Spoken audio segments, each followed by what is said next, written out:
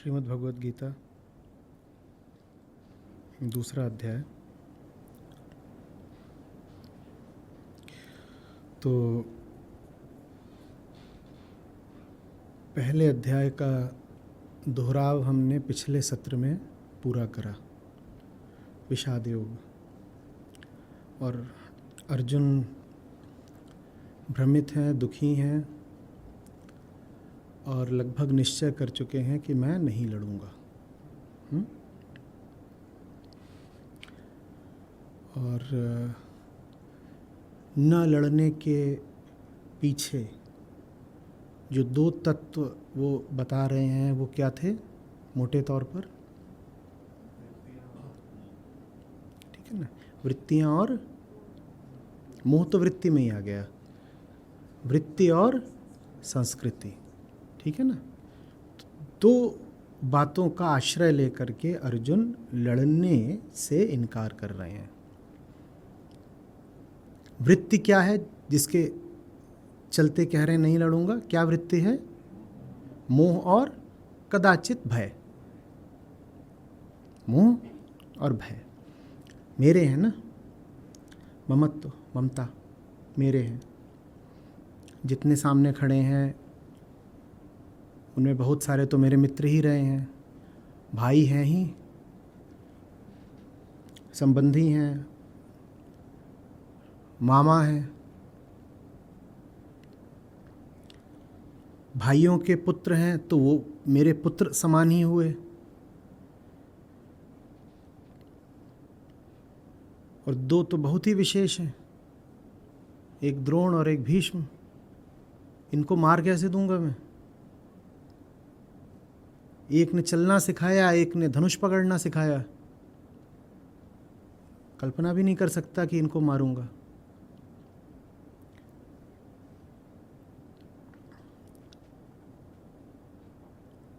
और कृष्ण कुछ नहीं कह रहे हैं।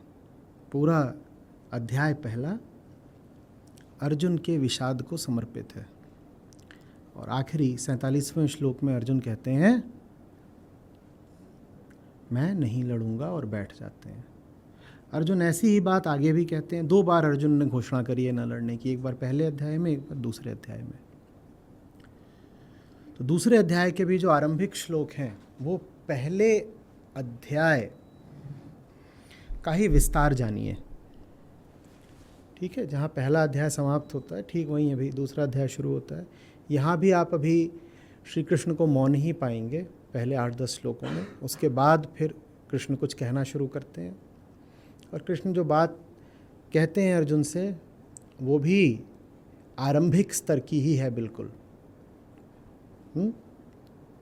तो अर्जुन क्या कह रहे हैं पहले ये तो संजय कह रहे हैं कि करुणापूर्ण स्थिति है अर्जुन की, आंसू से नेत्र भरे हुए हैं और दुखी हैं। आंसुओं से नेत्र भरे हुए हैं, करुणापूरित हैं, दुखी हैं। और कह रहे हैं कि हे शत्रुनाशक कृष्ण, मैं युद्ध में पूजनीय भीष्मदेव और द्रोणाचार्य के प्रति बाणों से क्या घात करूंगा? रो ही पड़े हैं। जिनकी पूजा करता था उन पे बाण मारूंगा क्या मैं? ये नहीं हो पाएगा। तो कृष्ण कहते हैं कि जैसे कृष्ण भी थोड़ा सकपकाए हुए हों। सबसे पहले तो यही कहते हैं कि आर्यों के योग्य नहीं है ये जो दशा दिखा रहे हो, और ये जो तुम कर रहे हो ये चीज़ स्वर्ग प्राप्ति की विरोधी है। ये मोह तुम्हें प्राप्त कहाँ से हुआ है? ये कायरता मत दिखाओ, ये तुम्हारे योग्य नहीं है। शत्रुओं को हराने वाले अर्जुन, मन की इस क्षुद्र दुर्बलता को छोड़ो। बैठ गए हो रथ पर कह के कि लड़ूंगा नहीं, चलो खड़े हो जाओ, खड़े हो जाओ। देखिए जो बिल्कुल आरंभिक तर्क दे रहे हैं कृष्ण वो बहुत ज्ञान का नहीं है, क्योंकि बात है ही आरंभिक। ठीक है, ज्ञान एक प्रकार की चोट होता है। बड़ी शुभ चोट होता है, लेकिन होता चोट ही है, लगता है। किसको लगता है? लगता अज्ञान को ही है। ज्ञान की चोट लगती अहंकार को, अज्ञान को ही है, लेकिन लगती तो है ना। तो आप कहेंगे अज्ञान को लगती है, अच्छी बात है। साहब, आप अज्ञान बने हुए हैं, हमने अज्ञान से तादात्म्य कर रखा है, तो ज्ञान की चोट लगनी चाहिए। अज्ञान को लग जाती है अहम को, क्योंकि अहम क्या बना बैठा है? अज्ञान। तो ज्ञान की चोट लगनी थी अज्ञान को, लग गई। इसीलिए आप पाओगे कि ज्ञानी के आसपास जो लोग रहते हैं वो कई बार दिन में 2-2, 3-3 बार चोट खाते हैं। उन बेचारों की बड़ी दुर्दशा रहती है, उनको बात बात पे चोट लग जाती है, उनको रूठना पड़ता है, हर दूसरे दिन एक बार रूठना पड़ता है। अब इसमें दोनों ही विवश हैं एक तरह से। जिसको चोट लग रही है विवश है, क्योंकि उसने अहम और अज्ञान को जोड़ रखा है। और ज्ञानी चूंकि ज्ञानी है तो करे क्या? ज्ञान पर चोट तो उसके होने से ही पड़ जाएगी, वो न चाहे तो भी। ठीक वैसे जैसे सूरज के होने भर से अंधेरे पर चोट पड़ जाती है। सूरज को चाहना नहीं पड़ता कि अंधेरे को चोट दूं, पर पड़ जाती है। वैसे ही तो कृष्ण नहीं चाह रहे हैं कि आरंभ में ही बहुत ज्ञान की बात करें, चोट लग जाएगी। कृष्ण आरंभ में ही ज्ञान की बहुत गहरी या अंतिम बात नहीं करना चाहेंगे, चोट लग जाएगी। गहरा ज्ञान देना किसी को गहरी शल्य क्रिया जैसा होता है, क्योंकि बात गहरी है ना, तो यहां गहराई में बैठानी पड़ती है। सतही कोई मलहम नहीं होता ज्ञान, गहरी सर्जरी होता है। तो ज्ञानी भी गहरा ज्ञान देने से आरंभ में थोड़ा बचना चाहता है, क्योंकि कुछ भी कहिए, सर्जरी होती तो झंझट ही है ना।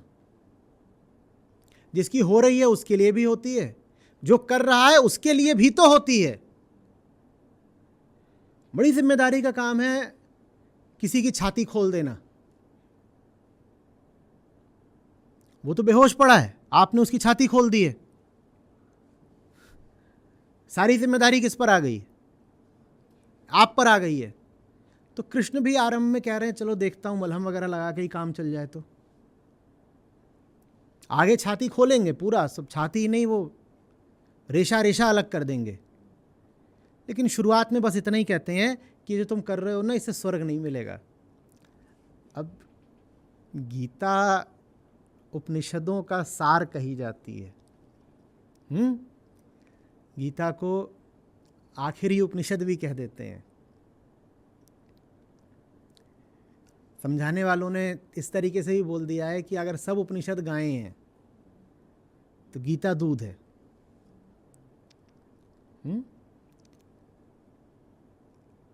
और उपनिषद कभी स्वर्ग प्राप्ति की बात नहीं करते। उपनिषदों का उद्देश्य स्वर्ग प्राप्ति है ही नहीं। असल में भारतीय दर्शन में स्वर्ग प्राप्ति कभी ऊंचा उद्देश्य माना ही नहीं गया, कुछ दर्शनों को छोड़ के। लेकिन जो भी अच्छे ऊंचे दर्शन है, मैं बात कर रहा हूं अद्वैत वेदांत की, या आप बौद्ध दर्शन को ले लीजिए, या जैन दर्शन को ले लीजिए, योग को भी, यहां स्वर्ग वगैरह कुछ नहीं होता। आप वेदांत के पास जाएं और स्वर्ग की बात करें तो ऋषि आपकी ओर देखेंगे भी नहीं, कहेंगे स्वर्ग वगैरह चाहिए हो तो यहां मत आना, उसके लिए मीमांसा पड़ी हुई है, जाओ उधर जाओ, वहां स्वर्ग और नरक और ये सब बातें कर लेना। वो बच्चों की बातें हैं कि एक जीवात्मा है, वो उड़ेगी और स्वर्ग में पहुंच जाएगी, और फिर स्वर्ग में उसको बड़ा मज़ा मिलेगा, और वहाँ पर अप्सराएं होंगी, और अच्छा खाना कचौड़ी मिलेगा, और दूध शहद और ये सब। बोले ये सब बच्चों की बातें हैं। गंभीर चिंतक, विचारक, ध्यानी, ज्ञानी ये सब बातें नहीं करते। वेदांत, सांख्य, बौद्ध दर्शन, जैन दर्शन, सब के सब एक हैं। और सब के सब किसकी बात करते हैं? यहाँ तक कि सिख दर्शन भी, सब के सब एक हैं। किस मामले में? एक ही कहते हैं लक्ष्य जीवन का, क्या? जीवन मुक्ति, और कोई नहीं। इस मामले में जो पूरा जो इंडिक थॉट है भारतीय दर्शन, वो पाश्चात्य दर्शन से भिन्न रहा है। अगर आप इस्लाम को लेंगे या ईसाईयत को लेंगे तो वहाँ लिबरेशन गोल नहीं है। वहाँ गोल क्या है? मरणोपरांत सुख। एक दूसरी दुनिया है, मरने के बाद एक दूसरी दुनिया जहाँ जाकर के तुमको सुख मिलेगा। और वेदांत सुख को ऐसे कहता, चलो हटो, सुख ना अभी चाहिए और मरने के बाद की तो कोई बात ही नहीं, मरने के बाद वगैरह का कुछ खेल ही नहीं। जन्म ही मिथ्या है तो मृत्यु को सत्य कैसे मान लें? तो मरने के बाद कौन सी दुनिया शुरू हो जाएगी? तुम कह रहे हो मरने के बाद एक दूसरी दुनिया मिलेगी, हम कह रहे हैं तुम्हें मरने से पहले जो दुनिया मिली हुई है वही मिथ्या है। तुम सपने में देख रहे हो कि तुम उठोगे तो तुम्हें कोई और दुनिया मिलेगी, हम कह रहे हैं तुम सपने में हो अभी, यही झूठ है। बात नहीं समझे? आप सपने में ये देख रहे हैं कि आप सो रहे हैं और आप जग जाएंगे। आप सपने में देख रहे हो कि आप उठ जाओगे तो कोई और दुनिया शुरू हो जाएगी, यही तो देख रहे हो सपने में। तथ्य ये है कि ये सब कुछ जो हो रहा है ये भी तो सपना ही है तुम्हारा, तो मैं दूसरी दुनिया की क्या बात करूं? यही जो तुमको जगत भासित हो रहा है, यही कौन सा सत्य है कि मरने के बाद तुम्हें कुछ और मिल जाएगा, वो सत्य हो जाएगा। और दूसरी दुनिया की तुम जितनी भी बातें कर रहे हो वो इस दुनिया की अपनी वर्तमान मनोस्थिति में कर रहे हो। ये दुनिया ही झूठी है, तुम्हारा मन भी पागल है, तो दूसरी दुनिया की तुम्हारी कौन सी बात सच्ची हो जानी है? जैसे कि आपको एक आदमी मिले, खुले मैदान में खड़ा है, ठीक है, और वो बोले कि मैं अभी अस्पताल में हूं, यहां से मुझे होटल जाना है, और होटल का नाम कुछ बता दीजिए, कोई भी होटल का नाम बता दीजिए, होटल मेफेयर।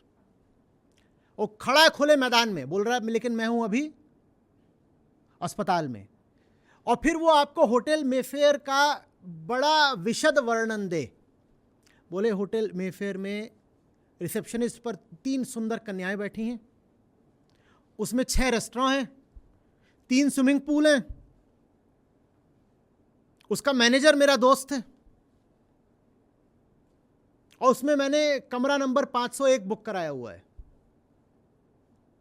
और पूरा उसने विस्तृत वर्णन दे दिया अपने मेफेयर का, जो उसका स्वर्ग है। और वो कह रहा है मैं अभी अस्पताल में हूं, और खड़ा कहाँ है? वो मैदान में खड़ा है, अपने आप को खड़ा मान रहा है अस्पताल में, और मेफेयर के बारे में वो आपको अद्भुत पूरी विस्तृत जानकारी दे रहा है। तो अगर आप में थोड़ी भी बुद्धि होगी तो आप मेफेयर के बारे में क्या कहेंगे? मेफेयर निश्चित रूप से झूठ है। जिस आदमी को अभी ये नहीं पता कि वो फिलहाल कहां खड़ा है, वो जहां जाने की बात कर रहा है वो जगह भी झूठी होगी। जिस आदमी को ये नहीं पता कि अभी वो किस दुनिया में है, वो मरने के बाद जिस स्वर्ग नरक की बात कर रहा होगा वो भी निश्चित रूप से झूठी होगा। समझ में आ रही बात? तो वेदांत और सांख्य वगैरह में ये मरने वगैरह के बाद की ये सब कोई बात नहीं, बेकार की। लेकिन कृष्ण यहां पर अर्जुन से बात शुरू ही कर रहे हैं ये कह के कि बेटा स्वर्ग नहीं मिलेगा। इससे अर्जुन के बारे में क्या पता चलता है? इससे अर्जुन के बारे में क्या पता चलता है? अच्छा, जब हमने कहा था कि पहले ही अध्याय में कि बात है वृत्ति बनाम मुक्ति की और संस्कृति बनाम, हमने कहा था 2 अब यहां से हमको दिखाई दे रहे हैं कि संघर्ष शुरू होते हैं। पहले ही अध्याय में हमने कहा कितने लोग गीता समागम में साथ में हैं? पिछले अध्याय कितने लोग साथ में थे? बाकी लोग भी आ जाइए साथ, भाई महत्वपूर्ण काम चल रहा है। वृत्ति बनाम मुक्ति, अर्जुन वृत्ति का प्रदर्शन कर रहे हैं ना, मोह और भय। और अब आगे कृष्ण बात करेंगे इसीलिए मुक्ति की। ये बात हमें पहले ही अध्याय में स्पष्ट कर दी गई थी। जैसे पहले अध्याय में नींव रख दी गई है आने वाली कहानी की इमारत की, और जो दूसरा संघर्ष शुरू होगा वो बात भी हमें पहले अध्याय में ही अनुमान से लग गई थी। क्या पता चल गया था? संस्कृति बनाम अध्यात्म, वृत्ति बनाम मुक्ति, और संस्कृति बनाम अध्यात्म। तो अर्जुन ने कौन सी सांस्कृतिक बात छेड़ दी थी पहले ही अध्याय में? हाँ, कि प्रतिलोम विवाह हो जाएगा, सारे क्षत्रिय मरेंगे तो वर्ण संकर पैदा होगा, वर्ण संकर पैदा होगा तो उसका दिया श्राद्ध नहीं लगेगा, जब श्राद्ध नहीं लगेगा तो पितरों की आत्माएं भटकेंगी। अर्जुन ने इतनी बड़ी कहानी बता दी थी, और ये कहानी पूरी क्या है? सांस्कृतिक। तो बिल्कुल तय हो गया था कि अर्जुन खड़ा है संस्कृति के पक्ष में और कृष्ण खड़े हैं अध्यात्म के पक्ष में। और संस्कृति और वृत्ति एक होते हैं और अध्यात्म और मुक्ति एक होते हैं। अर्जुन वो बात कर रहे हैं जो उस समय भी समाज में चलती थी कि ऊंची नीची जाति है, गलत जाति में शादी मत कर लेना, ऊपर वाला नीचे वाली से ना करे, ये सब चलता था। और ऊपर वाली महिला अगर नीचे वाले पुरुष से कर लेगी तो उसको बोलते थे ये ठीक विवाह नहीं है। लेकिन ऊपरी वर्ण के पुरुष को नीचे वाले वर्ण की महिला से विवाह करने की अनुमति थी, वो चलता। मतलब 100 तरह की विकृतियां, और अर्जुन उन्हीं सब विकृतियों का हवाला दे रहे हैं, कह रहे देखिए ये होगा वो होगा। और श्राद्ध वगैरह में तब बड़ी श्रद्धा चलती रही होगी। वो सब संस्कृति के हिस्से होते हैं, अध्यात्म से उसका कोई ताल्लुक नहीं। तो अर्जुन संस्कृति के प्रतिनिधि के रूप में खड़े हैं। वो यहां दिखा रहे हैं कि वो वर्ण प्रथा के भी समर्थक हैं, वो कर्मकांड के भी समर्थक हैं, और कृष्ण वर्ण प्रथा के विरोधी और कर्मकांड के विरोधी। अर्जुन है संस्कृति के पक्ष से और कृष्ण है अध्यात्म के पक्ष से, और गीता है कृष्ण और अर्जुन का संघर्ष। संस्कृति भिड़ गई है अध्यात्म से, संस्कृति को हारना होगा, ये गीता है। समझ में आ रही है बात? अब श्री कृष्ण जानते हैं कि अर्जुन तो संस्कृतिवादी हैं, समाजवादी हैं। समाज में जो चल रहा होता है वे अर्जुन चला रहे होते हैं। और समाज और अध्यात्म का 36 का आंकड़ा रहता है हमेशा से। समाज में जो संस्कृति चल रही है, समाज उसको धर्म का नाम देता है, लेकिन अध्यात्म संस्कृति को जानता है कि गलत है। तब भी अध्यात्म जानता था कि आम लोगों की संस्कृति गलत है। आज भी अध्यात्म जानता है कि आम लोग जिसको संस्कृति बोलते हैं वो बिल्कुल ठीक नहीं है। लेकिन गहरी सर्जरी से अभी श्री कृष्ण आरंभ में बच रहे हैं। सीधे ज्ञान की गोली नहीं दागना चाहते। तो आरंभ में वो वही बात कहते हैं अर्जुन से जो अर्जुन को थोड़ा सा जचेगी। क्या कहते हैं? कि बेटा अगर युद्ध नहीं करोगे तो स्वर्ग नहीं मिलेगा। और अर्जुन तो है ही स्वर्गवादी। पितरों के लिए भी उन्होंने वही बात करी थी कि पितरों की आत्माएं भटकेंगी, स्वर्ग वगैरह नहीं पाएंगी। श्री कृष्ण ने कहा अगर ये यही मानते हैं तो चलो इनको इसी तरह समझाते हैं। और दूसरी बात कहते हैं कि ये तुम काम कर रहे हो ना, ये आर्यों के योग्य नहीं है। इससे ये भी पता चलता है कि अर्जुन में जातिगत अहंकार भी काफ़ी था कि हम कौन लोग हैं, हम आर्य लोग हैं। तो कृष्ण कह रहे हैं कि अर्जुन जिस भी चीज़ से संचालित होते हैं, चलो मैं उसी का उपयोग करके देख लेता हूँ। अर्जुन को अपने आर्य होने पर बड़ा गौरव है, अर्जुन को अपने वर्ण पर बड़ा गौरव है, और अर्जुन को स्वर्ग प्राप्ति का लोभ है। तो ये तीनों चीज़ें कृष्ण बारी बारी से अर्जुन से कहेंगे। एक तो कहेंगे कि देखो बेटा जो तुम कर रहे हो वो क्षत्रिय होने की मर्यादा में नहीं है और दुनिया तुम पर हंसेगी। दुनिया तुम पर। इससे ये भी पता चलता है कि अर्जुन को समाज का बड़ा डर था, क्योंकि कृष्ण कह रहे हैं अर्जुन से कि दुनिया तुम पर हंसेगी। इससे उन्हें अर्जुन के बारे में क्या पता है कि अर्जुन समाज से डरते हैं। तो अर्जुन कौन है? अब देखिए, हम सब अर्जुन हैं। समाज से डरने वाले, स्वर्ग की इच्छा रखने वाले, वर्ण व्यवस्था, जाति प्रथा इत्यादि में विश्वास रखने वाले, ऐसों को कहा जाता है अर्जुन। और जो इन सबको नहीं मानता उसको कहा जाता है। अब समझ में आ रहा है गीता क्या है? गीता देख रहे हैं किसके किसके मध्य में युद्ध है। एक युद्ध है महाभारत में, और एक युद्ध है महाभारत के भीतर जो गीता है उसमें।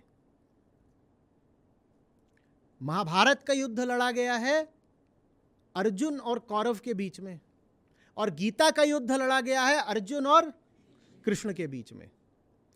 और अर्जुन और कृष्ण के बीच में जो युद्ध लड़ा गया है वो महाभारत के युद्ध से कहीं ज्यादा महत्वपूर्ण है। दुर्योधन वगैरह सब खो जाएंगे,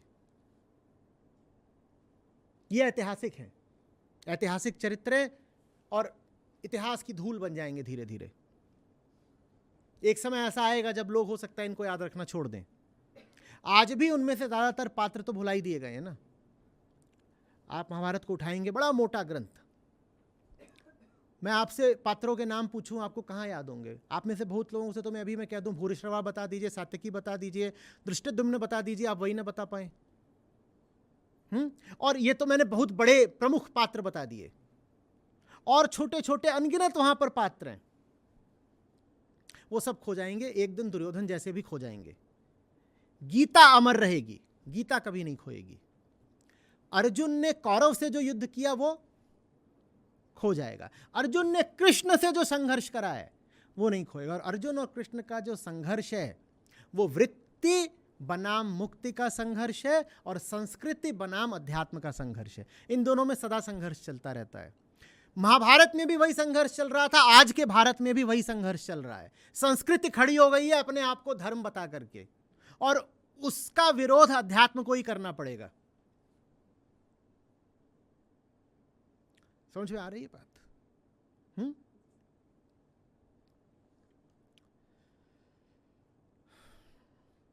एक और श्री कृष्ण अर्जुन से बात कहते हैं, ये जो तुम्हें मोह है ये बड़ा निंदाजनक है, कहां से प्राप्त हुआ है? ये भाषा आप देख रहे हैं, ये बहुत गहरे ज्ञान की भाषा नहीं है अभी।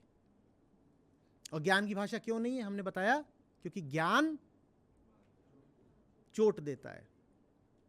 श्री कृष्ण कह रहे हैं आरंभ में बिना चोट दिए ही काम हो जाए तो ज्यादा अच्छा है। तेरे निंदाजनक है ये मोह। किसी को अगर बोले कि तुम जो काम कर रहे हो निंदनीय है, तो इससे क्या पता चलता है उस व्यक्ति के बारे में? जैसे बोला वो व्यक्ति निंदा से घबराता है। तो अर्जुन निसंदेह ऐसे व्यक्ति हैं जिस पे निंदा का प्रभाव पड़ता है। तो अर्जुन को एक तरह से डरा रहे हैं, कह रहे देखो ऐसे करोगे ना तो निंदा हो जाएगी तुम्हारी समाज में। अर्जुन एक आम सामाजिक मन के प्रतिनिधि हैं। जैसे एक आम सामाजिक मन होता है जो देखता है अच्छा लोग मेरे बारे में क्या सोच रहे हैं, मेरी कीर्ति फैल रही है कि नहीं फैल रही है, वो अर्जुन है। आ रही बात समझ? इसीलिए अर्जुन और कृष्ण के संवाद को मन आत्मा संवाद भी कहा जाता है। अर्जुन मन है, जैसा मन होता है, कृष्ण आत्मा है। स्पष्ट हो रहा है?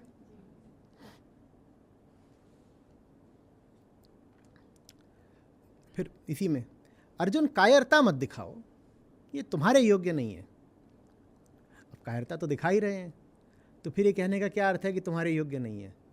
तो यहाँ किसको थोड़ा सा उकसाया जा रहा है? अर्जुन के अहम को, कि तुम तो बहुत ऊंचे आदमी हो, तुम इतना नीचा काम कैसे कर रहे हो? अगर वो वाकई ऊंचे आदमी होते तो नीचा काम कर ही नहीं रहे होते। पर जैसे एक आम आदमी को प्रोत्साहित या मोटिवेट करते हैं, वैसे ही अर्जुन को किया जा रहा है कि तुम तो बहुत बढ़िया आदमी हो, बहादुर हो, तुम ये निंदनीय काम क्यों कर रहे हो? अच्छा काम है। अर्जुन पे इन बातों का कोई अंतर पड़ना नहीं है। श्री कृष्ण को भी ये खुलासा धीरे धीरे होगा कि युद्ध तो उधर भी 18 दिन चला था और इधर 18 अध्याय चलेगा। ये 18 का आंकड़ा सायोगिक ही नहीं है, 2 युद्ध हैं, 2 युद्ध हैं। कौरव से लड़ोगे 18 दिनों तक, और मुझसे लड़ोगे 18 अध्यायों तक। तुम तो शत्रु तापन हो, शत्रु तुमसे डरते हैं। ये क्या करा जा रहा है देखो तो। हाँ, ये मोटिवेशन है, ये मोटिवेशन है। चलो खड़े हो जाओ। काहे को खड़े हूं अर्जुन? वो बैठ गए धम्म से, मुझे नहीं करना। तो अब और आगे तर्क देते ही जाते हैं। अगला तर्क है मैं तो भिखारी होना बेहतर समझूंगा। भिक्षा पात्र उठाऊंगा, भीख मांगूंगा और उसको मैं ज्यादा कल्याणकर मानूंगा। यह अगला तर्क है अर्जुन का। भीख मांग के खा लूंगा, लड़ाई नहीं करूंगा। क्योंकि गुरुओं का वध करके आखिर में रक्त से सने हुए अर्थ और काम को ही तो इस संसार में भोगूंगा। माने जो कुछ ही भोगूंगा वो रक्त से सना हुआ होगा, तो मैं नहीं लड़ता। भिखारी बन जाऊंगा, गुरुओं को नहीं मारूंगा। फिर अब अर्जुन की भाषा पर ध्यान दीजिएगा। अर्जुन यहां पर देखिएगा कि मात्र अपनी बात नहीं कर रहे हैं, प्रथम पुरुष में नहीं बोल रहे हैं। देखिए किस में बोल रहे हैं। हम ये भी तो नहीं, मैं नहीं कहा, हम ये भी तो नहीं जानते हैं कि हम लोगों के लिए श्रेयस्कर क्या है। ये आप देख रहे हैं अर्जुन परोक्ष रूप से क्या कर रहे हैं।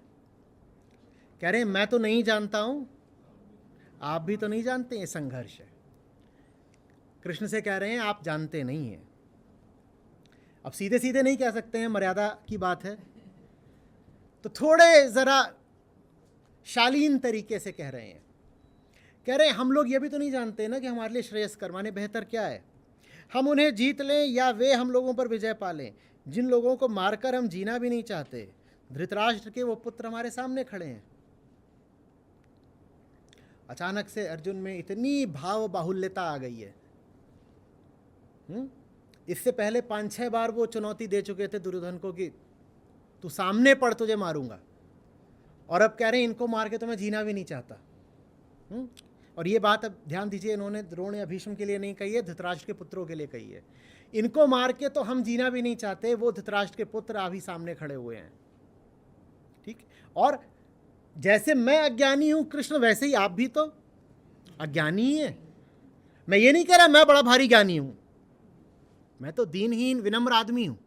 अपने बारे में नहीं कह रहा बड़ा ज्ञानी हूं, पर अज्ञानी तो आप भी है ना। ऐसे चलता है गुरु शिष्य का रिश्ता। ऐसा हो ही नहीं सकता कि शिष्य को दिन में 5 बार ख्याल ना आए कि ये गुरुदेव हैं तो अज्ञानी। क्या कि काम ही ऐसे करवा रहे हैं मुझसे। देखो यहां बोल रहे हैं कि सामने खड़े हुए हैं भाई लोग, हमारे मामा बंधु आचार्य, इनको सबको मार दो। ऐसे कैसे मार दूं? और भीतर ही भीतर डर भी लग रहा है, वो प्रदर्शित भी नहीं कर रहे हैं। कृष्ण जानते हैं कि अर्जुन को डर भी लग रहा है, इसीलिए कृष्ण बीच में 2-3 बार अर्जुन से कहते हैं कि बेटा कायर कहलाओगे। कायर, क्योंकि कृष्ण को पता है कि बात यहां पे कायरता की भी हो रही है। मोह तो है ही है, साथ में भय भी है, नहीं तो कायरता का तर्क न देते कृष्ण। बड़ी भारी सेना है अर्जुन की सेना से ड्योढ़ी। और जो खड़े हैं वो भी कोई हल्के लोग नहीं हैं। जो सेनापति हैं उनका ऐसा था कि वो तभी मरेंगे जब इच्छा होगी उनकी। ऐसे भारी वो योद्धा। अब इच्छा मृत्यु को न भी मानो कि कोई चमत्कार था, उसका शाब्दिक भी अर्थ पकड़ो तो इतना तो स्पष्ट होता है कि धुरंधर योद्धा थे। माने कि कोई दूसरा व्यक्ति उन्हें चाह कर नहीं मार पाता। वो तभी मरते जब उनका अपना उत्साह क्षीण हो जाता। तो अर्जुन को भय लग रहा होगा, कहाँ मुझसे हो पाएगा ये। भाई भी वो 100 हैं, इधर तो 5 ही हैं, और 5 में भी एक युधिष्ठिर। इनका भरोसा नहीं है। अभी बीच में ही शकुनी पहले ही 2 बार फंसा चुका था इनको, बस यही बोल के कि आओ। और इनका तो ये रहता है कि अगर आमंत्रण आया है तो धर्म कहता है स्वीकार करना ही होगा भाइयों, चलो फिर से। एक बार गए तो पांचाली का चीरहरण करवाया, दूसरी बार गए तो जंगल भिजवाया, अब तीसरी बार यहां खड़े हुए हैं भाला लेके। भाला छोड़ के द्यूत कब पकड़ ले पता नहीं। और वो नकुल सहदेव हैं, उनका ऐसा कोई युद्ध प्रावीण्य नहीं। हाँ भीम भर जरूर है, पर वो कब गर्म हो जाएं उनका भरोसा नहीं होता। और कृष्ण, बहुत बढ़िया बात। और कृष्ण है जिन्होंने शपथ कर रखी है कि मुझे तो उठाना ही नहीं है हथियार। तो अर्जुन को भय आ गया हो इसमें कोई बड़ी बात नहीं। समझ रहे हैं बात को? और पुत्र थे अर्जुन के, वो अभी बालक ही हैं। अभिमन्यु कितने वर्ष का था? 16। अब पिता होने के नाते ये भी देख रहे हैं कि 16 साल 14 साल वाले खड़ा कर दिए मैंने हथियार लेकर के, ये क्या लड़ेंगे और क्या इनका होगा? तो कह रहे हैं नहीं लड़ना, इससे अच्छा है मैं भीख मांग के खा लूंगा, मुझे जाने दो। और कृष्ण ने पकड़ लिया, कहीं नहीं जाना है।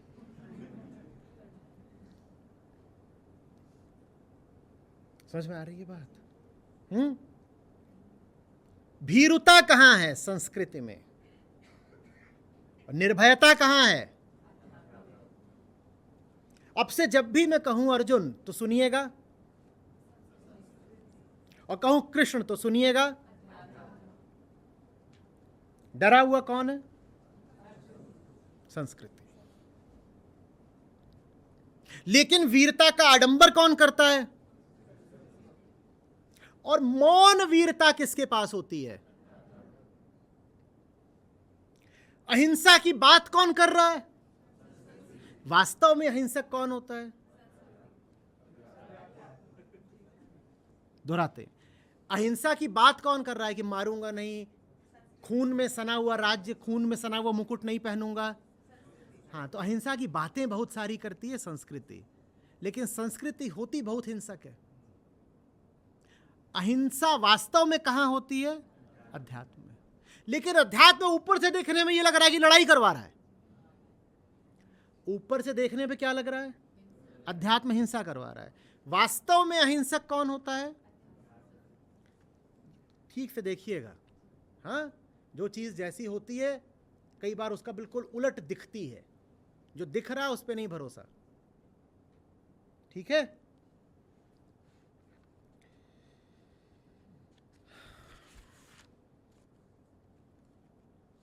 तो जैसे ही अब अर्जुन ने कहा कि हम कुछ नहीं जानते, आप भी कुछ नहीं जानते, तो मधुसूदन ने जरा सी तिरछी निगाह से ऐसे देखा उनको, बेटा होश में आओ।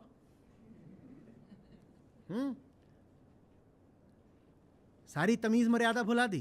क्या बोल रहे हो? बोला नहीं है उन्होंने, पर अर्जुन अगले श्लोक में सुधर गए, इसलिए आपको बता रहा हूं। आप कृष्ण के सामने कृष्ण को अज्ञानी बोलेंगे तो कृष्ण तो वही है जिन्होंने 100वीं बार गाली देने पर शिशुपाल को भी साफ करा था।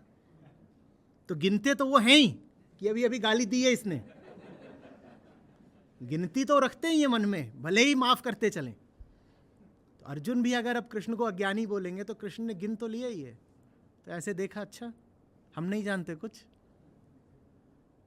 तो अर्जुन तत्काल थोड़ा चेत गए, तो बोलते हैं नहीं नहीं, अज्ञान जनित कायरता के दोष से मेरा स्वभाव ढक गया है।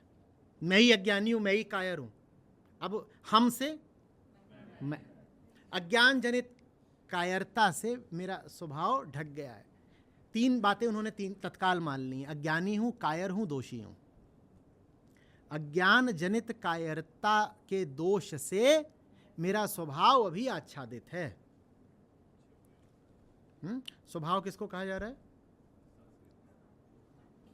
आत्मा। जो मैं सचमुच हूं वो चीज अभी छुप गई है अज्ञान से। यही बिल्कुल स्टैंडर्ड मॉडल है वेदांत का। आत्मा छुपी रहती है किसके नीचे?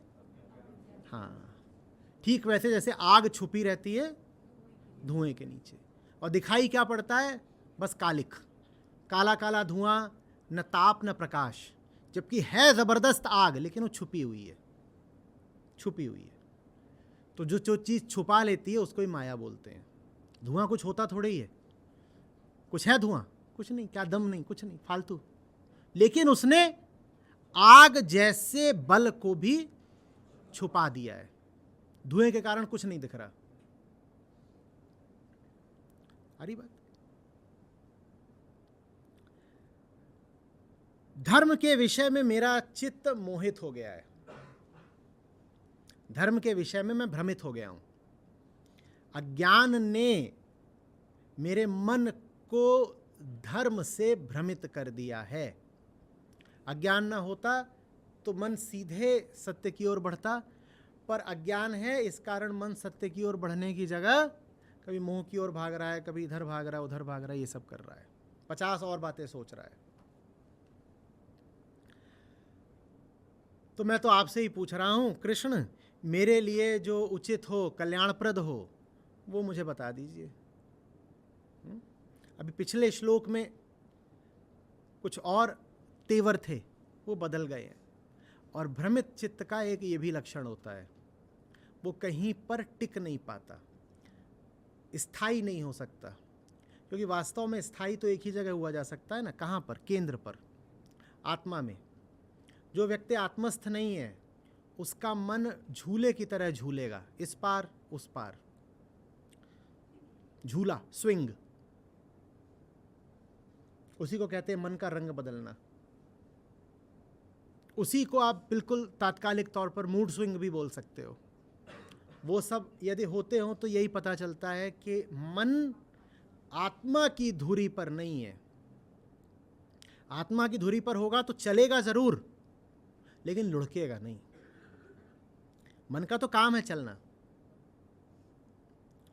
आत्मस्थ मन भी चलता तो है ही, मन का काम है गति क्रिया करना, लेकिन जब मन आत्मस्थ होता है तो ये आत्मा की धुरी है, सच्चाई को नहीं छोड़ता, उसके इर्द गिर्द रहता है, केंद्र सच्चाई को रखता है, निष्ठा सच्चाई। और जब ये धुरी नहीं रहती है तो मन फिर क्या करता है? थाली का बैंगन, कुछ पता नहीं चलता कि कहाँ को चला जाएगा। जिधर को थाली थोड़ी टेढ़ी हुई उधर कोई लुढ़क लिया, जिधर बाहरी प्रभाव आया उधर कोई चल दिया, किसी ने उठा लिया, किसी ने छोड़ दिया, गिर गए। ऐसा हो जाता है मन। समझ में आ रही है बात? तो अर्जुन का इस तरह का मन बदलाव हम कई बार देखेंगे, होता ही रहता है। फिर अपनी दुविधा को और अपनी दारुण स्थिति को व्यक्त करते हुए कह रहे हैं, रोई पड़े हैं। कहते हैं पृथ्वी पर मुझे एक शत्रुहीन और सब तरह से समृद्ध राज्य, क्या देवताओं का साम्राज्य भी मिल जाए, सब तरह से स्थितियां मेरे अनुकूल हो जाएं, अर्थात तो भी मुझे अभी ऐसा कोई उपाय नहीं दिख रहा जिसने इस दुख को मुझसे दूर कर सके, जिसने मुझे घोर संताप में डाल दिया है। ऐसा संताप जो मेरी इंद्रियों का शोषण ही कर रहा है। इंद्रियाणाम उत शोषणम।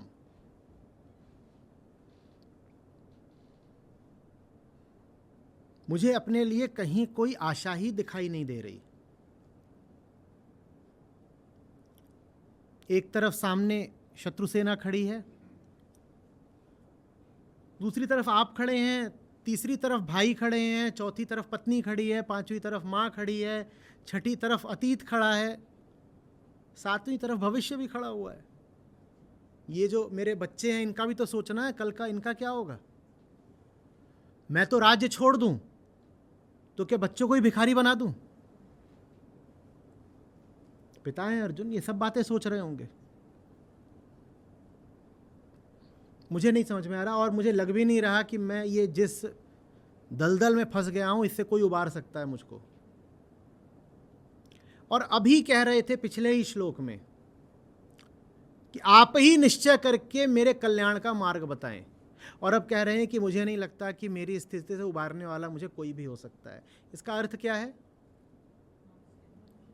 कृष्ण में भी अर्जुन की निष्ठा अभी पूर्ण नहीं है। निष्ठा यदि पूर्ण हो ना तो गुरु को इतना यत्न नहीं करना पड़ता है। कृष्ण ने बहुत मेहनत करी है गीता में।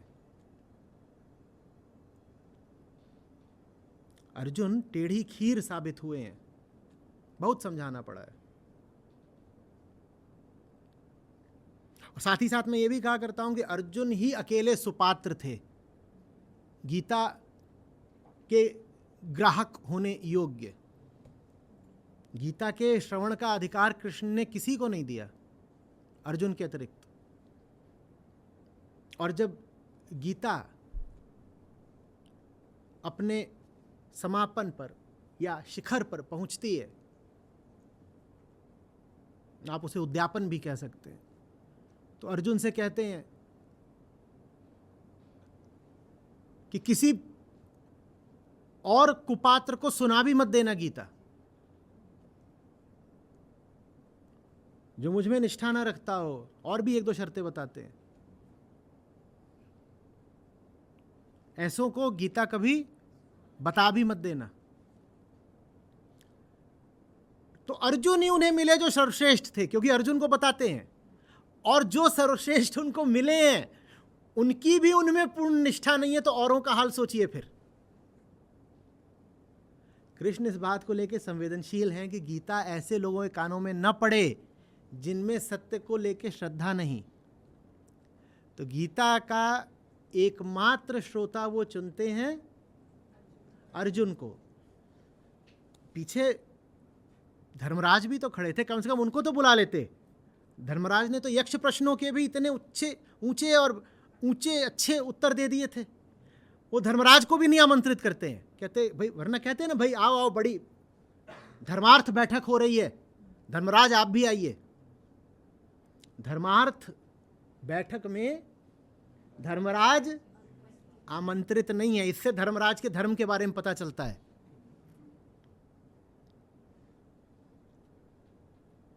और ये जो उनके चुने हुए शिष्य हैं अर्जुन, ये भी कितनी बार आप देखिएगा, अभी दूसरे अध्याय में भी और आने वाले अध्यायों में भी कृष्ण के प्रति एकदम सीमित निष्ठा ही व्यक्त करते हैं, अनिष्ठा नहीं लेकिन सीमित निष्ठा।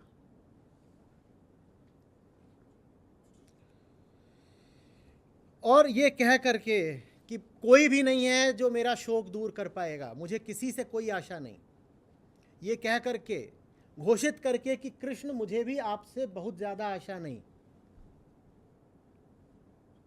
वो दूसरी बार कह देते हैं मैं युद्ध नहीं करूंगा और चुप बैठ जाते हैं। अब ये उन्होंने अपनी स्थिति का वर्णन नहीं किया है, ये उन्होंने घोषणा कर दी, एक डिक्लेरेशन है। उन्होंने कृष्ण की अनुमति भी नहीं मांगी है कि युद्ध नहीं करूंगा, राय मशवरा सलाह भी नहीं है, कुछ नहीं। ये क्या है? सीधे सीधे निष्कर्ष, समापन, मैंने तय कर लिया है, मैं नहीं लड़ूंगा।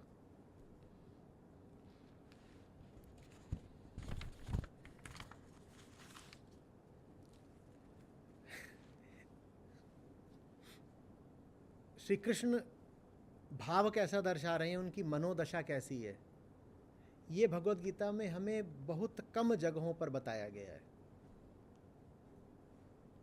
एक बार तब बताया गया था जब वो भीष्म की ओर दौड़े थे, तो बताया गया साफ साफ कि कुपित है। जब विराट रूप दर्शाया है तब श्री कृष्ण के व्यक्तित्व को लेकर के कुछ बातें बोल दी गई हैं। अन्यथा आमतौर पे श्री कृष्ण को निर्वैयक्तिक रूप में ही बताया गया है। ज्ञान गंगा प्रवाहित हो रही है, जिस व्यक्ति से आ रही है उस व्यक्ति का महत्व नहीं है, तो उस व्यक्ति के बारे में हमें ज़्यादा जानकारी भी नहीं दी गई है। लेकिन ये जो 10वां श्लोक है दूसरे अध्याय का, यहाँ पर श्री कृष्ण के बारे में थोड़ी सी बात है। अर्जुन बैठ गए हैं कह करके कि नहीं लड़ूंगा, तो 10वां श्लोक कहता है कि श्री कृष्ण अभी ऐसे हैं मानो हंस रहे हैं। धृतराष्ट्र, तब श्री कृष्ण ने दोनों सेनाओं के बीच में दुखी अर्जुन से मानो हंसते हुए ये कहा, मानो हंसते हुए ये कहा। रो कौन रहा है? रो कौन रहा है? हंस कौन रहा है?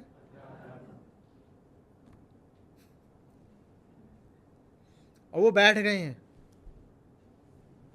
यही है ना दशा, ऐसे ही दिखाते हैं ना। और वो खड़े हुए हैं और हंस रहे हैं उनको देख करके। और हमारी आम मान्यता कहेगी कि ये संवेदनहीनता है, ये क्रूरता है। बेचारा लड़का दुखी है कि बाप ताऊ दादा आचार्य को मारना पड़ेगा और तुम हंस रहे हो उसके ऊपर, बड़े निर्मम निठुर हो। वो तो है ही, और कह रहे हैं होना भी चाहिए। निर्ममता तो सबसे अच्छी बात है, और ममत्व तो मूल अपराध है। आप देख पा रहे हैं, दिख रहा है साफ साफ, अर्जुन बैठ गए रथ पर, और इस बार तो साफ डंके की चोट पर, मैं नहीं लड़ूंगा। उनका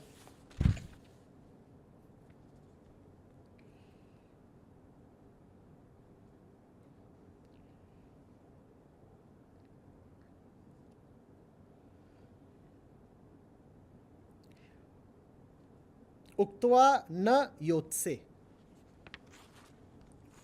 कह करके कि नहीं युद्ध करूंगा, सीधे। तो कृष्ण हंस पड़े हैं। हो सकता है कि गले से ना हंस रहे हो, आंखों से हंस रहे हैं। तो संजय कहते हैं श्री कृष्ण ने मानो हंसते हुए कहा, मानो हंसते हुए कहा। क्या कहा? अब ये बच्चा बिना चोट खाए मानेगा नहीं, एकदम ही जिद पर अड़ गया है। तो हंस पड़े हैं कि अब मुझे तुम्हें वही देना पड़ेगा, तुम मांग रहे हो, तुम चोट मांग रहे हो, तुम मुझे विवश कर रहे हो कि मैं तुम्हें ज्ञान की चोट दूं। तो अब ज्ञान की चोट का आरंभ होता है। ठीक, इससे पहले जो बातें कही थी वो सतही थी, सामाजिक थी, कि क्षत्रिय हो, स्वर्ग नहीं मिलेगा, लोग हंसेंगे, कायर कहलाओगे, ये सब बातें कही थी। अब ज्ञान की बात शुरू होती है, क्योंकि अब अर्जुन बैठ ही गए हैं, अब थोड़ा उनको भारी उपचार देना पड़ेगा। तो भारी उपचार क्या दिया जा रहा है? जिनके लिए शोक किया नहीं जा सकता उनके लिए शोक कर रहे हो, और बातें ऐसे कर रहे हो जैसे भारी विद्वान हो। दे दी चोट। कह रहे बातें मूर्खों वाली, और बन रहे हो पंडित। यदि वाकई तुम विद्वान होते तो इनके लिए शोक करते क्या? सत्य ही अमर है यदि, तो जो सत्य के विरुद्ध हो वो कौन हो गया? मृत। जो मरा ही हुआ है उसके मरने का तुम शोक कर रहे हो, पागल। सत्य से तुम्हारा थोड़ा भी सामीप्य होता तो जो मेरे यानी सत्य के विरुद्ध खड़े हैं उनके लिए तुम शोक कैसे कर सकते थे? लेकिन बातें देखो कितनी बड़ी बड़ी, कि अधर्म हो जाएगा और अहिंसा ज्यादा महत्वपूर्ण है, और गुरुओं के रक्त से सना हुआ मुकुट नहीं पहनूंगा, भिक्षा खा के जीना ज्यादा श्रेष्ठ है। जिनके लिए राज्य अर्जित किया जाता है उनको मार करके राज्य थोड़े ही अर्जित करूंगा। मधुसूदन, देखो कैसे तुम विद्वत्तापूर्ण तर्क सुना रहे हो मुझको, और हो क्या तुम? अज्ञानी हो, अज्ञानी, और तर्कों में ज्ञान उड़ेल रहे हो। इससे हमें ज्ञान के बारे में क्या पता चलता है? इससे हमें ज्ञान भरे वक्तव्यों के बारे में क्या पता चलता है? आप लोग साथ हैं मेरे, या मैं ही बस गला थका रहा हूं? अर्जुन यहां अज्ञानी हैं, साफ कह रहे हैं कृष्ण। ये भी कह रहे हैं बातें पंडितों से कर रहे हो। इससे ज्ञान के बारे में, पंडिताई के बारे में क्या पता चलता है? हाँ बोलिए। हाँ, उथली बातें हैं तो, सांस्कृतिक बातें हैं तो बहुत महत्वपूर्ण बात है एक, जो हमें पता चल रही है ज्ञान के बारे में। वो ज्ञान की कमजोरी है बहुत बड़ी।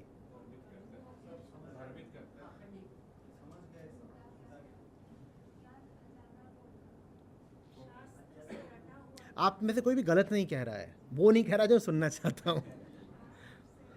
हाँ, तो उससे क्या पता चलता है?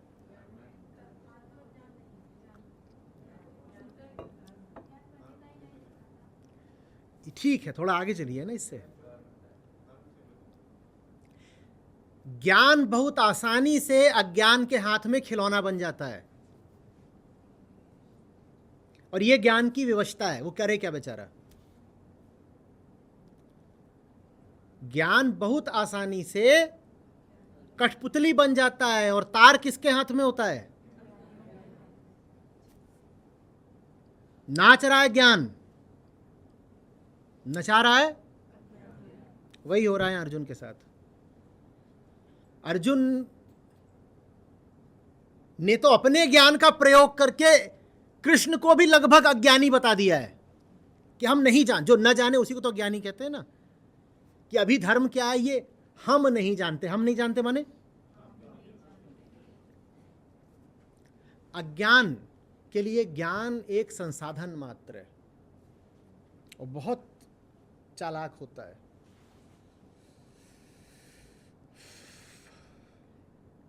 बहुत वो संसाधन युक्त होता है, रिसोर्सफुल होता है अज्ञान। वो किसी भी चीज को अपने हित हेतु इस्तेमाल कर सकता है। वो सब कुछ पचा लेता है।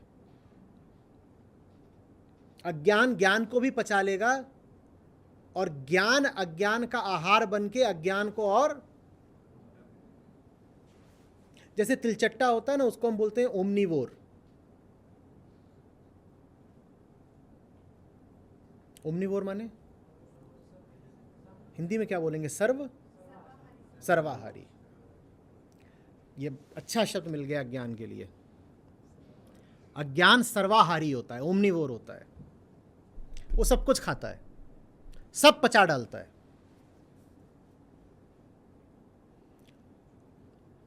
वो ज्ञान को भी पचा लेता है। तो माने ज्ञान अज्ञान को नहीं हरा सकता।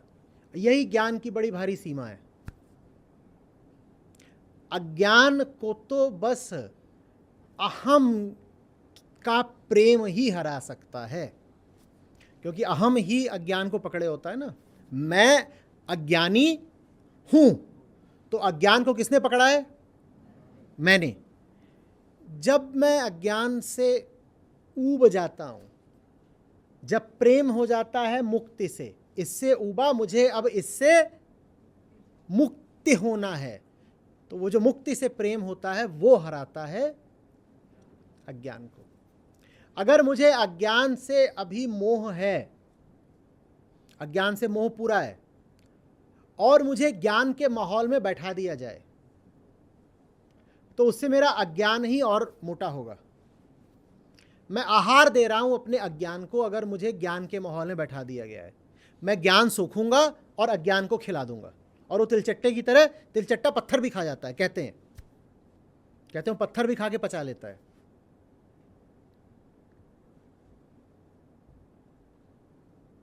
वो सब खा लेता है। हाँ,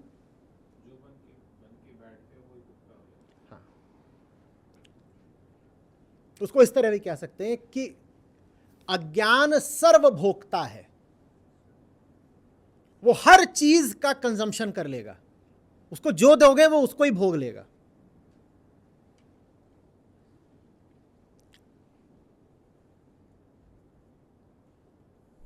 अज्ञान की काट, अज्ञान से बाहर का कोई विषय नहीं हो सकता। अज्ञान का तो बस यही है कि जब जो अज्ञानी है उसको अज्ञानी रहने में रुचि न रह जाए, तो अज्ञान झड़ जाता है। झड़ जाना, गिर जाना। मैंने ही पकड़ रखा था, मेरी उसको पकड़ने में रुचि नहीं रह गई, मैं अज्ञानी हूं। झड़ जाना, इसके लिए शब्द होता है निर्जरा, झड़ना, गिर गया नीचे।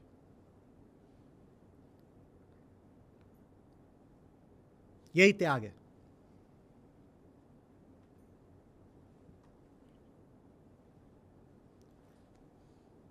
नहीं तो ये श्रीमद् भगवद गीता है, ये अज्ञान है, ये अज्ञान है, ये गीता है। अज्ञान पता है ना क्या करेगा? गीता जी आसन बन गई किसका? माया में इतनी ताकत होती है। ये देखो क्या हो गया, अनर्थ, पाप।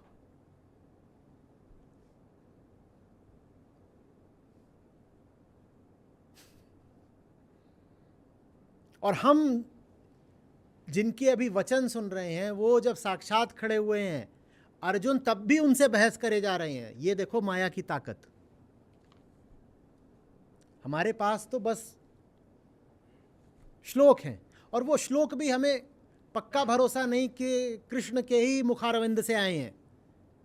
संकलित तो वेद व्यास ने करे, सुनाए तो संजय ने। तो हमारे पास तो बहुत मिश्रित सी एक आखिरी बात आई है। लेकिन गीता कही तो गई ही थी और युद्ध हुआ तो था ही। तो अर्जुन के सामने तो साक्षात खड़े हुए थे कृष्ण और समझा रहे हैं अर्जुन को, वो तब भी नहीं समझ रहे थे। माया में इतनी ताकत होती है।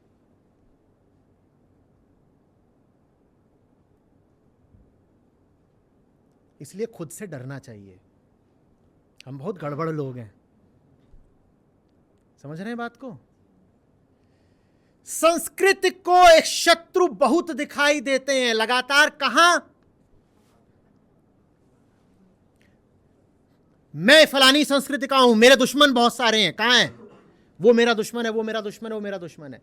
संस्कृति लड़ती है बाहरी दुश्मनों से। दूसरा देश मेरा दुश्मन है, दूसरा समुदाय मेरा दुश्मन है, दूसरी संस्कृति मेरी दुश्मन है। संस्कृति वाले ऐसे ही कहते हैं ना बार बार। संस्कृति लड़ती है बाहर वालों से, और अध्यात्म लड़ता है भीतर के दुश्मन से। अध्यात्म पहचानता है कि तुम्हारा दुश्मन तुमसे बाहर नहीं है, दुश्मन तुम्हारा भीतर बैठा है। अध्यात्म हमेशा भीतर से दुश्मन से लड़ेगा। संस्कृति का ऐसा है कि वो बाहर के दुश्मन से कभी जीतती भी है, कभी हारती भी है, लेकिन चाहे जीते चाहे हारे वो सदा हारी हुई रहती है। बताओ क्यों? क्योंकि भीतर वाले से हारी हुई है।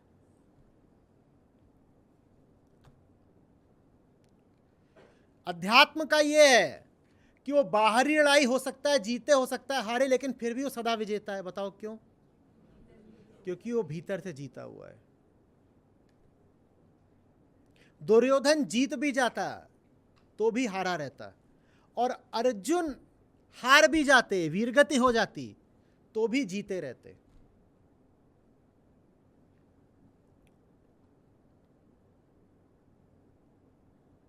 समझ में आ रही है बात?